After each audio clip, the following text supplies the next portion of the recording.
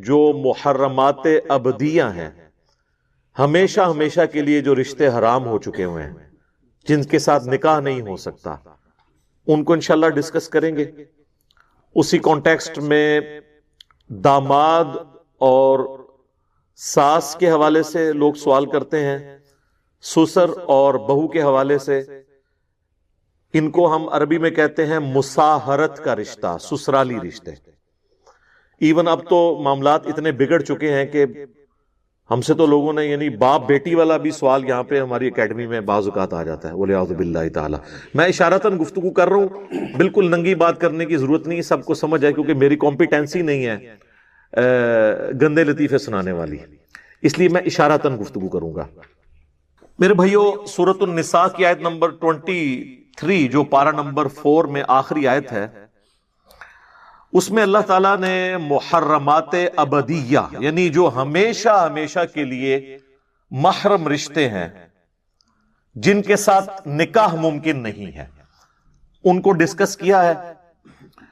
اس میں سے 12 تو ایسے ہیں جو ہمیشہ کے لیے حرام ہیں، اور چند ایک رشتے وہ ہیں جو وقتی طور پر حرام ہیں، ان میں گنجائش موجود ہے کہ کسی وقت میں وہ رشتہ آپ کر سکتے ہیں، لیکن 12 ایسے ہیں جو ہمیشہ ہمیشہ کے لیے محرمات ابدیہ کہلاتی ہیں، ہمیشہ کے لیے محرم رشتے، ان سے نکاح ممکن نہیں ہے۔ اس آیت کو ہم کور کر لیتے ہیں، اس کے کانٹیکسٹ میں انشاءاللہ پھر میں تفصیلی گفتگو بھی کروں گا۔ اعوذ باللہ من الشیطان الرجیم، بسم اللہ الرحمن الرحیم۔ حرمت علیکم، حرام کر دی گئی ہیں تمہارے لیے، امہاتکم، تمہاری مائیں۔ اب یہ 12 کانٹینیوس رشتے آئیں گے جن کے ساتھ کبھی بھی شادی ممکن نہیں ہے۔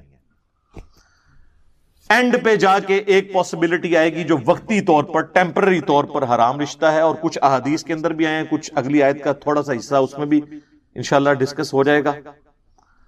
حرام ہو گئی تم پر تمہاری مائیں، وبناتکم، اور تمہاری بیٹیاں، وَأَخَوَاتُكُمْ، اور تمہاری بہنیں، وَعَمَّاتُكُمْ، اور تمہاری پھپھیاں، یعنی والد کی جو بہنیں ہیں، سگی بہنیں، وَخَالَاتُكُمْ، اور تمہاری خالائیں یعنی ماں کی بہنیں، وَبَنَاتُ الْأَخِ، اور بھتیجیاں، تمہارے بھائی کی بیٹیاں، وَبَنَاتُ الْأُخْتِ، اور تمہاری بہن کی بیٹیاں یعنی بھانجیاں، وَأُمَّهَاتُكُمُ اللَّاتِي أَرْضَعْنَكُمْ، اور وہ مائیں بھی جنہوں نے تمہیں دودھ پلایا ہے، یعنی جو رضاعت کا رشتہ ہے۔ یہ را کے اوپر زبر ہے، ایک رضا ہے جو نام بھی رکھا جاتا ہے، یہ ہے رضاعت، را ضاد الف عین تا، رضاعت عربی میں۔ رضاعت کے جو رشتے ہیں اس میں جو تمہاری مائیں ہیں جنہوں نے تمہیں دودھ پلایا ہے، وہ بھی تمہارے لیے حرام ہو گئی، اور اسی کے ساتھ ریلیٹڈ ہے وَأَخَوَاتُكُم مِّنَ الرَّضَاعَةِ، اور تمہاری وہ بہنیں بھی جو رضاعت کے رشتے سے تمہاری بہنیں بنتی ہیں، یعنی جس عورت کا تم نے دودھ پیا ہے اس کے ساری بہنیں، اس کی جو بیٹیاں ہیں وہ آپ کی بہنیں ہیں، لیکن یہ بہنیں صرف اسی بچے کی ہوں گی جس نے دودھ پیا ہے۔ یہ نہیں ہے کہ اس کے جو اپنے بہن بھائی ہیں وہ بھی اس کے ساتھ محرم والا معاملہ ہو جائے گا، نہیں، ان کا رشتہ ہو سکتا ہے، صرف اس ایک بچے کا رشتہ نہیں ہو سکتا جس نے اس عورت کا دودھ پیا ہے۔ اس کو کہتے ہیں رضاعت والا رشتہ۔ اور اس کانٹیکسٹ میں صحیح بخاری اور صحیح مسلم میں متفق علیہ دونوں میں یہ حدیث موجود ہے کہ اللہ کے محبوب صلی اللہ علیہ وآلہ وسلم نے فرمایا کہ جو رشتے نسب کی وجہ سے، خونی تعلق کی وجہ سے حرمت والے ہو جاتے ہیں، دودھ پلانے سے بھی وہ سارے رشتے حرمت والے ہو جاتے ہیں۔ یعنی جس طرح نسب اس طریقے سے حرمت بنا دیتا ہے نا رشتوں کی، دودھ بھی بنا دیتا ہے، لیکن اس میں وہ وراثت نہیں ان کو جائے گی، یہ وراثت کے اعتبار سے تو وہی صلبی رشتہ ہوگا، لیکن حرمت کے اعتبار سے دودھ اور خون کے رشتے میں کوئی فرق نہیں ہے۔ اور صحیح مسلم میں ایک اور حدیث ہے کہ 1 یا 2 دفعہ دودھ پلانے سے رضاعت کا رشتہ اسٹیبلش نہیں ہوتا، بلکہ کم از کم 5 مرتبہ دودھ پلایا جائے مختلف اوقات میں، تو رضاعت کا رشتہ جو ہے وہ اسٹیبلش ہوگا۔ ویسے حنفی تو کہتے ہیں ایک دفعہ بھی پی لیا، غلطی سے بھی پی لیا، ہو گیا۔ ہم سے بھی لوگ مسئلے پوچھ رہے ہوتے ہیں، یہ بالکل غلط ہے۔ صحیح مسلم میں واضح حدیث ہے کہ کم از کم 5 دفعہ مختلف اوقات میں، ایک دفعہ تو ذاتی طور پہ بھی ہو سکتا ہے، تو یہ تو نہیں کہ اب اس کی سزا اولاد کو آگے ملے، 5 دفعہ مختلف اوقات میں۔ اہل تشیع کے ہاں بھی یہی ہے کہ 1-2 دفعہ سے نہیں ہوگا، بلکہ نمبر آف ٹائم، اور یعنی اس طریقے سے پلایا جائے کہ اس کا پیٹ بھر جائے۔ 5 مواقع کے اوپر کم از کم صحیح مسلم میں حدیث موجود ہے۔ اور اسی کانٹیکسٹ میں ایک اور حدیث ہے صحیح بخاری اور صحیح مسلم میں کہ نبی صلی اللہ علیہ وآلہ وسلم نے فرمایا کہ رضاعت کا رشتہ بھوک کی عمر تک اسٹیبلش ہوگا، اور وہ 2 سال ہے، اس حدیث میں آیا۔ اور ویسے الگ سے سورۃ البقرہ میں بھی آیا کہ 2 سال ہے دودھ چھڑانے کی مدت۔ 2 سال کے بعد اگر کوئی کسی کا دودھ پی لیتا ہے بچہ، 2.5 سال کا بچہ یا کوئی بڑی عمر کا نوجوان بھی، یہ بڑی عمر کی رضاعت بھی لوگ پوچھ رہے ہوتے ہیں نا، وہ آپ کو پتا ہے عرب کے مفتیوں نے فتویٰ دیا تھا، جب ان سے پوچھا گیا کہ جی ہمارے آفس میں غیر محرم جو ہے وہ مرد کام کرتے ہیں، تو انہوں نے یہ فتویٰ جاری کیا کہ بھئی آپ کے آفس میں جو عورتیں ہیں نا، وہ اس طرح کریں کہ اپنا دودھ ان کو پلا دیں، تو وہ ان کے بھائی بن جائیں گے۔ وہ مطلب یہ نہیں کہ ڈائریکٹ پلانا، یعنی وہ کسی برتن میں نکالیں دودھ کو اور وہ پی لیں 5 موقع کے اوپر، تو وہ ان کے بھائی بن جائیں گے، تو مسئلہ ختم ہو جائے گا۔ اور اگر کسی کا دودھ نہیں ہے تو وہ ٹیکا لگوا لے، ٹیکا لگوانے سے بھی دودھ اتر آتا ہے نا، تو اس سے بھی، تو حالانکہ وہ تو اب 2 سال کی عمر تو کراس کر چکے ہیں، 2 سال کے بعد رضاعت کا رشتہ اسٹیبلش ہی نہیں ہوتا۔ اور ان کا بھی کیا قصور ہے؟ یہ تو امام ابن تیمیہ کا بھی یہی موقف ہے، تو وہ پرانے بزرگوں کو لے کے چل رہے ہیں۔ کاش انہوں نے یہ حدیث پڑھ لی ہوتی، اور بخاری اور مسلم دونوں میں جو تھی کہ بھوک کی عمر تک، اور وہ نبی علیہ السلام نے فرمایا کہ 2 سال تک، اس کے بعد رضاعت کا رشتہ اسٹیبلش نہیں ہوگا۔ اور سورۃ البقرہ میں بھی 2 سال آئے۔ تو یہ میں نے اس کو ساتھ اس لیے کلیئر کر دیا تاکہ کسی کو کوئی اس میں پریشانی نہ ہو۔ تو یہاں تک ہم پہنچے تھے کہ جو مائیں اور بہنیں ہیں دودھ کے رشتے کی وجہ سے، وہ بھی تمہارے لیے حرام ہے، ان سے تمہاری شادی نہیں ہو سکتی۔ وَأُمَّهَاتُ نِسَائِكُمْ، اور تمہاری جو بیویاں ہیں نا، ان کی مائیں، یعنی جو ساس ہے، اردو میں اسے خوش دامن بھی کہتے ہیں، وہ بھی ہمیشہ کے لیے اب حرام ہے، ہمیشہ کے لیے حرام ہے۔ یعنی اگر آپ کا رشتہ کسی لڑکی کے ساتھ ہوا، نکاح رخصتی سے پہلے ہی طلاق ہو گئی، تو وہ جو لڑکی تھی اس کی ماں ہمیشہ کے لیے حرام ہے۔ یعنی کل کو اگر بیوہ ہوتی ہے تو اس سے آپ شادی کبھی بھی نہیں کر سکتے۔ اس میں رخصتی شرط نہیں ہے اور صحبت اختیار کرنا شرط نہیں ہے۔ یہ میں اس لیے قید بتا رہا ہوں کہ آگے ایک معاملے میں یہ قید اللہ تعالیٰ نے لگائی ہے کہ اگر رخصتی نہ ہوئی ہو تو وہ ایک اور کیس ہے، وہ آگے آ رہا ہے۔ وَرَبَائِبُكُمُ اللَّاتِي فِي حُجُورِكُم مِّن نِّسَائِكُمْ، اور تمہاری بیویوں کی وہ بیٹیاں جو تمہارے پاس پرورش پا رہی ہیں۔ یعنی کسی شخص نے ایسی عورت سے شادی کی کہ اس کے پہلے خامن سے بھی کوئی بیٹیاں تھیں، اب جیسے ہی اس نے آپ کے ساتھ شادی کی تو ان بیٹیوں کے آپ آٹومیٹیکلی باپ بن گئے۔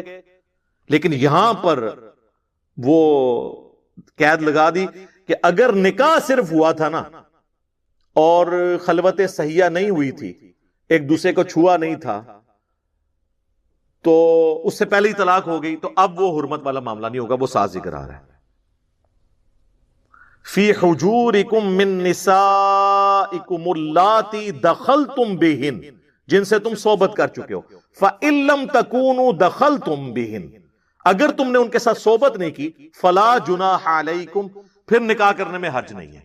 یعنی کسی عورت کے ساتھ آپ کا رشتہ ہوا، ابھی رخصتی نہیں ہوئی تھی اور پھر وہ طلاق ہو گئی، تو اس کی جو بیٹیاں تھی پہلے خامن سے، وہ آپ کے لیے حرام نہیں ہوئی۔ ونس آپ نے ایک دوسرے کو ٹچ کر لیا، اب وہ عورتیں بھی آپ کے لیے جو اس کی بیٹیاں تھی وہ محرم ہو گئیں۔ اب یہ لادہ بات ہے کہ وہ ہو تو جاتی ہیں، لیکن یہاں پہ ہمارے پاس اس طرح کے کیسز آتے رہتے ہیں، عوام الناس کے بھی اور علماء کرام کے بھی، کہ وہ کیا کر رہے ہیں امت کے ساتھ۔ ایک الگ سے ٹاپک ہے، میں اب وہ اس کو اس طرف نہیں جا کے بات کرنا چاہتا، اشارتاً کر رہا ہوں۔ وحلائل ابنائکم الذین من اصلابکم، اور تمہارے بیٹے جو تمہارے صلب سے پیدا ہوئے ہیں، تمہارے خونی رشتے سے، ان کی بیویاں بھی تم پر ہمیشہ کے لیے حرام ہے. وہ ہمیشہ کے لیے، یعنی بہو بھی ہمیشہ کے لیے سسر کے لیے حرام ہو گئی.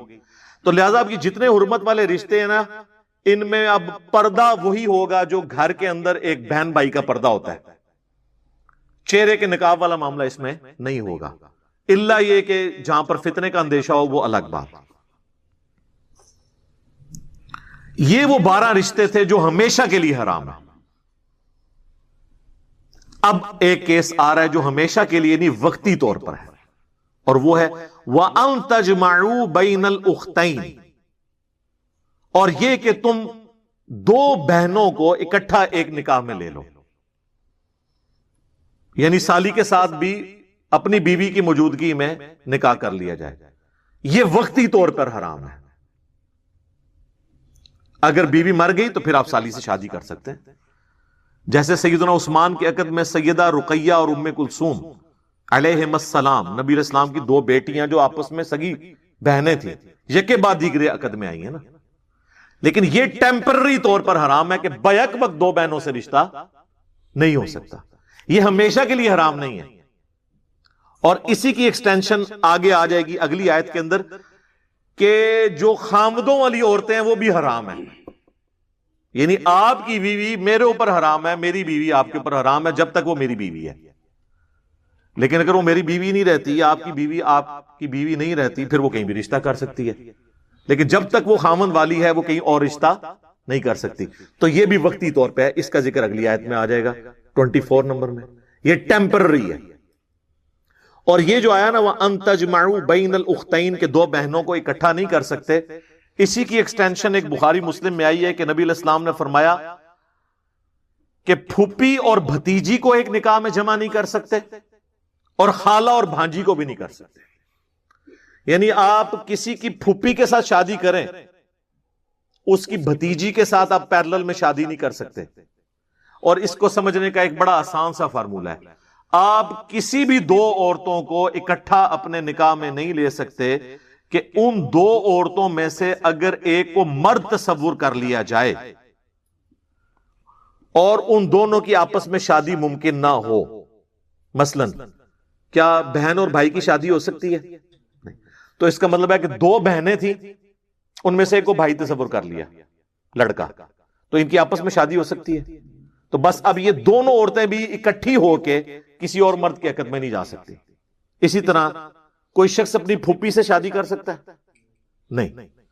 تو اگر وہ شخص لڑکی ہو اور اس کی پھوپھی بھی فیمیل ہے، اب یہ دونوں کسی ایک مرد کے عقد میں بیک وقت نہیں آ سکتی. سمجھ آ گئی؟ یہ سمپل فارمولہ ہے کہ ہر وہ 2 عورتیں کہ ان میں سے وقتی طور پہ ایک مرد تصور کر لی جائے اور ان کی آپس میں شادی نہ ہو سکتی ہو، تو وہ دونوں عورتیں اکٹھی کسی اور کے عقد میں نہیں جا سکتی. لیکن یہ ٹیمپرری طور پر، وقتی طور پر حرمت والا رشتہ ہے. اگر ان میں سے کسی ایک کو وہ طلاق دے دے کہ یا مر جائے ایک ان میں سے، پھر اس کے ساتھ شادی ہو سکتی ہے. پھوپھی مر گئی اب بھتیجی سے شادی ہو سکتی ہے، خالہ مر گئی اب بھانجی کے ساتھ شادی ہو سکتی ہے. تو یہ وہ تھے جو ٹیمپرری طور پہ ہیں. باقی 12 جو ہیں وہ ہمیشہ کے لیے حرام رشتے ہیں. اب اسی کانٹیکسٹ میں مساہرت کا بیان بھی کر دوں. یہ فقہ حنفی میں بڑا ایک مشہور ہے اور بڑی کتابیں لکھی ہوتی ہیں مساہرت کے اوپر. مساہرت عربی میں کہتے ہیں سسرالی رشتوں کو، اور وہ کہتے ہیں جی مساہرت والا جو معاملہ اگر ہو گیا، یعنی مثلا یہ فقہ حنفی میں جو لکھا ہوا ہے اس کا قرآن و حدیث سے کوئی تعلق نہیں ہے، کیونکہ قرآن و حدیث نے جو حرام بتانا تھا وہ قرآن میں اور بخاری مسلم میں بتا دیا. اب مولانا شریف نے جو ہے نا وہ اپنی طرف سے چیزیں داخل کی ہیں. تو مولانا شریف کو قرآن سے اور بخاری مسلم سے اٹھا کے تھوڑی دیر کے لیے نہیں، ہمیشہ کے لیے باہر رکھیں، اور پھر دیکھیں کہ یہاں پہ حرمت والے رشتوں میں کوئی ایسی بات ہوئی ہے.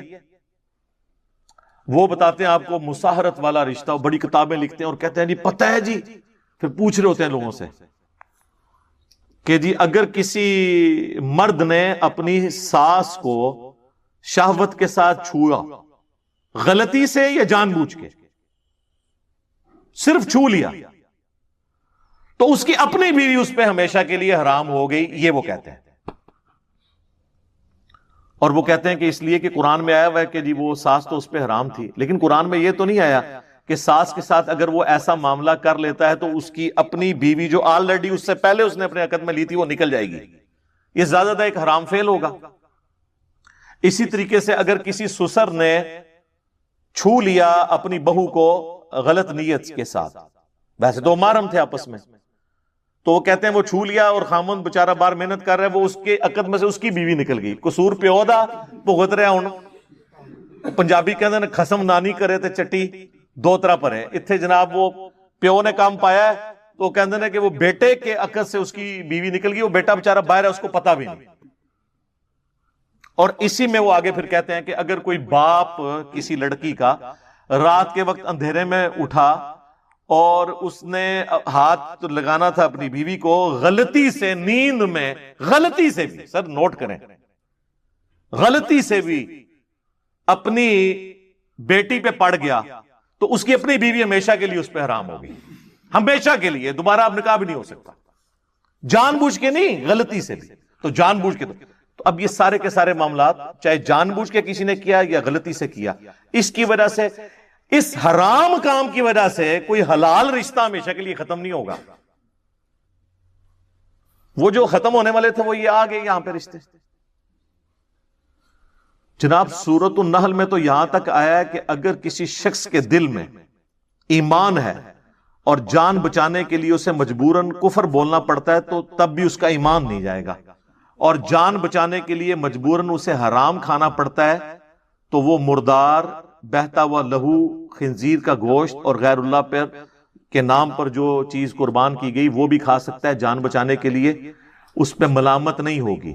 اور یہاں پہ کہہ رہے ہیں کہ غلطی سے بھی ہو گیا تو ہمیشہ کے لیے یہ ہو گیا، اسے وہ کہتے ہیں مساہرت کا رشتہ۔ اور یہ بہت زیادہ سوال اور اس کے اوپر بڑے کلپس لوگوں نے بنا کے اپلوڈ کیے ہوتے ہیں اور وہ بتا رہے ہوتے ہیں، حالانکہ کہیں پر قرآن و حدیث میں موجود نہیں، اور پھر ہمیں کہہ رہے ہوتے ہیں کہ آپ قرآن و حدیث سے نکال کے بتائیں کہ جی جس میں لکھا ہو کہ رشتہ باقی رہے گا۔ یہ رشتے کو ختم کرنے کے لیے دلیل آپ نے دینی ہے، دعویٰ تو آپ نے کیا ہے، ہماری دلیل یہ ہے کہ قرآن نے حرمت والے جو رشتے بتانے تھے وہ بتا دیے، یہ بھی مسئلہ اس طرح ہوتا تو بتا دیتے۔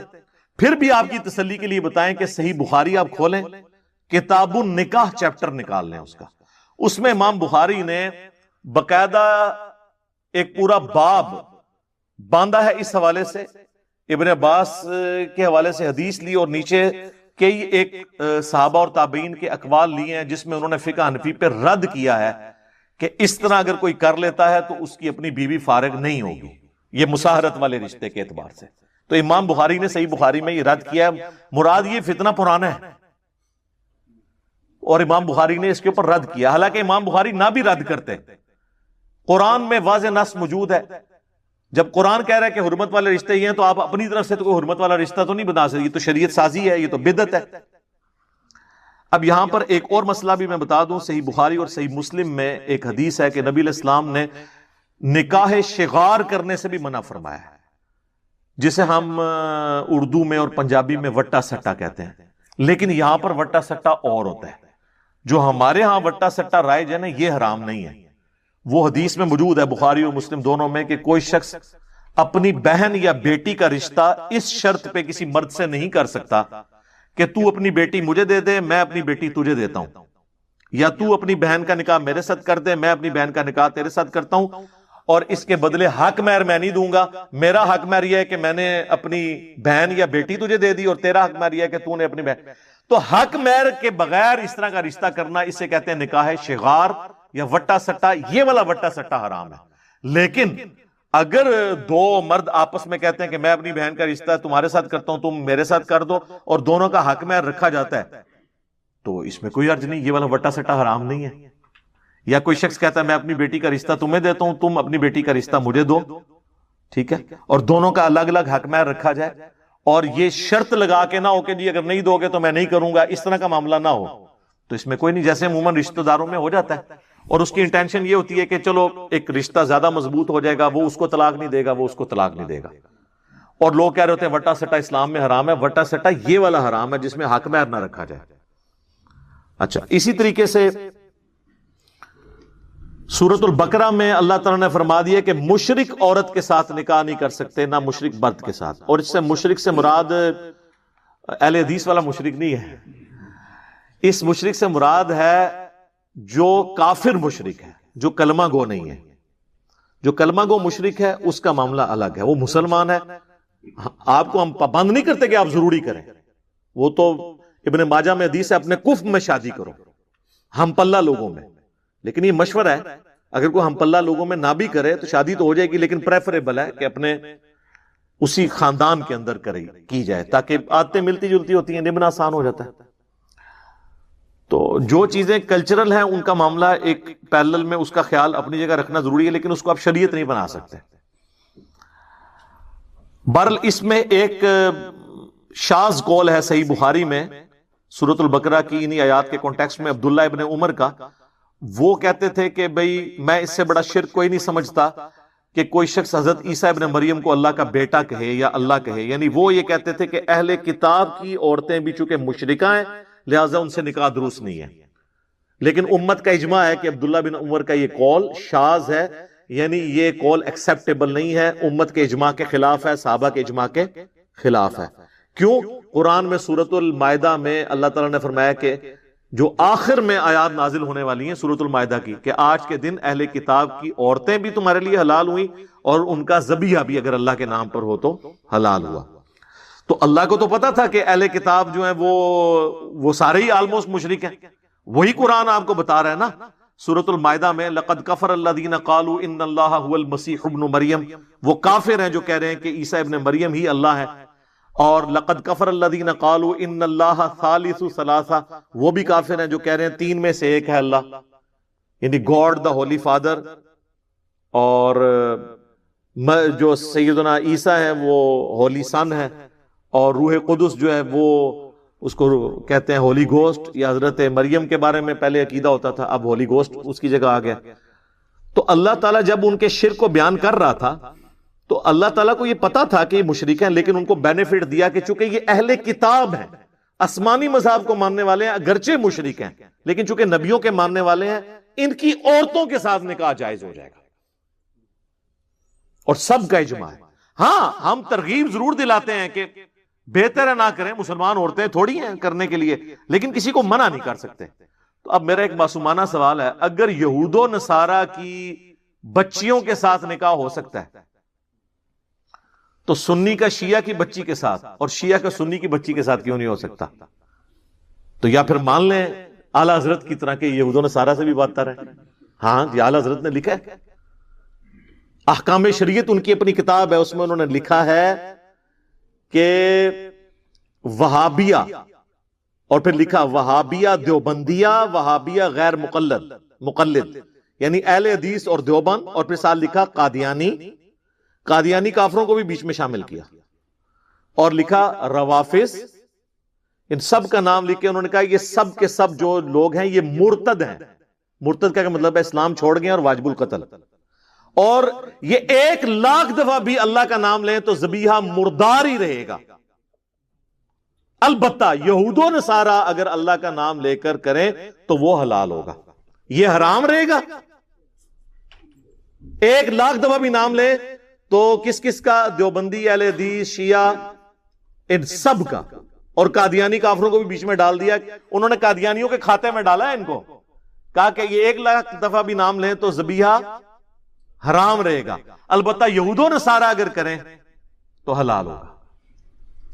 تو پھر اب باقی پیسے تو چھوڑ دیں, آپس میں آپ دیکھ لیں کہ ان لوگوں نے کس طریقے سے دراڑے ہیں. پھر ہمیں لوگ کہتے ہیں جی بزرگوں کے بارے میں بات کرتے ہیں, بزرگوں نے خدمت ہی اتنے بڑے لیول پہ کی ہے کہ وہ بزرگ خود بخود پھر وہ اس پورے معاملے میں رگڑے میں آ جاتے ہیں. ہماری نیت تو نہیں ہوتی لیکن خود بخود آ جاتے ہیں.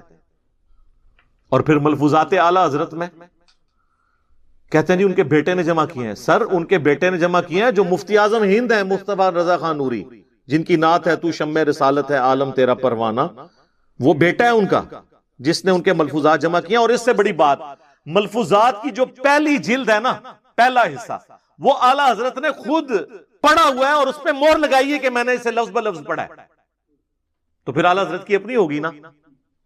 اور پہلی جلد کے اندر ہی پہلا حصہ جو اعلیٰ حضرت نے خود پڑھا ہے، اس میں ان سے سوال ہوا ہے کہ اگر وہابی جماعت کروا رہے ہوں تو نماز ان کے پیچھے پڑھیں یا الگ؟ تو انہوں نے جواب دیا ان کی نماز نہ نماز ہے نہ جماعت جماعت ہے. سیدھا سیدھا کھری گل جڑی ہے انہوں نے کر دی تھی. اور وہابی اعلیٰ حضرت دیوبند اور اہل حدیث دونوں کو کہتے ہیں، وہ میں آپ کو پہلے بتا چکا ہوں احکام شریعت میں سے.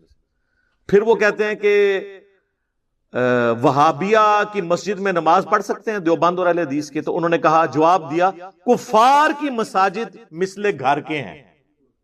کفار ڈائریکٹ لفظ لکھا، یعنی جس طرح کافر کی مسجد ہے نا تو گھر کے مثل ہے. یعنی وہ جو بخاری مسلم میں حدیث ہے کہ میرے لیے پوری کی پوری زمین پاک کر دی گئی ہے، میرا امتی جہاں چاہے نماز پڑھ سکتا ہے. تو یہ حدیث انہوں نے کوٹ نہیں کی، اشارتاً بات کر دی کہ جس طرح گھر میں بھی نماز ہو جاتی ہے اس طرح کفار کی مسجدوں میں بھی نماز ہو جائے گی. اور کفار انہوں نے یہود و نصارہ کو نہیں کہا، دیوبند اور اہل حدیث کو کہا. ابھی بات ختم نہیں ہوئی. پھر تیسرا سوال ان سے ہوا کہ یہ وہابی دیوبند اور اہل حدیث جب اذان دے رہے ہوں تو ان کی اذان کا جواب دینا چاہیے. تو انہوں نے کہا کہ ان کی نہ اذان اذان ہے نہ نماز نماز ہے. اور پھر کہا ان کی اذان بھی ان کی نماز اور جماعت کی طرح باطل ہے. بڑے وہ صحیح بات ہی انہوں نے کی، جب میں ان کی نماز ہی کہہ رہا ہوں نہیں ہوتی ہے تو اذان کی تو باطل ہے. البتہ جب اذان میں اللہ اور اس کے محبوب صلی اللہ علیہ وآلہ وسلم کے مبارک نام آئے تو آپ عز و جل یا جل جلالہ یا صلی اللہ علیہ وآلہ وسلم کہہ سکتے ہیں. باقی نہ ان کی اذان اذان ہے نہ نماز نماز ہے نہ جماعت جماعت ہے. بات ہی ختم کر دی. یہ ہے بزرگان دین کی خدمات. جب ہم ہائی لائٹ کرتے ہیں تو کہتے ہیں نہیں ہم سب ایک ہیں، کوئی مسئلہ نہیں ہے. تو انجینئر صاحب ویسے اختلافات، سر ایک ہیں تو پھر بتائیں کہ ہمارے بزرگوں نے جو کام ڈالا ہے یہ کام ان لوگوں نے ڈالا تھا، ہم ان سے لانے برات کرتے ہیں. پھر ہم یہاں تک نہیں رہیں گے، پھر ہم اگلی بات کریں گے کہ جنہوں نے کام ڈالا تھا اور لوگوں کو کافر کہا تھا تو اب وہ جن کو کہا وہ تو نہیں تھے، تو پھر کافر کون ہوا؟ کہنے والا. تو یہ کون کہے گا کہ ہمارے بڑے بزرگ جو ہیں وہ کافر ہیں؟ تو ہر صورت میں پھنسیں گے. اور یہ میں بار بار اس لیے باتیں ہائی لائٹ کرتا ہوں تاکہ آپ کو پتا چلے کہ وہ جو ہمارے پچھلے دنوں ہمارے ایک بابا جی جو فوت ہو گئے ہیں، اللہ تعالیٰ ان کی غلطیوں سے درگزر کرے، تو وہ انہوں نے مرنے سے کچھ عرصہ پہلے ہی 9 نومبر 2020 کو انہوں نے بادشاہی مسجد جو دیوبندیوں کے پاس ہے اس کے باہر مزار اقبال کے اوپر تقریر کرتے ہوئے جب مغرب کی اذانیں شروع ہوئیں تو انہوں نے کہا چلو جی اٹھو جی، انہاں دی کیڑی گل ہے، یہ تے سوراں دے سور نے. یعنی ان کی اذان تو اذان ہے ہی نہیں ہے. وہ کہتے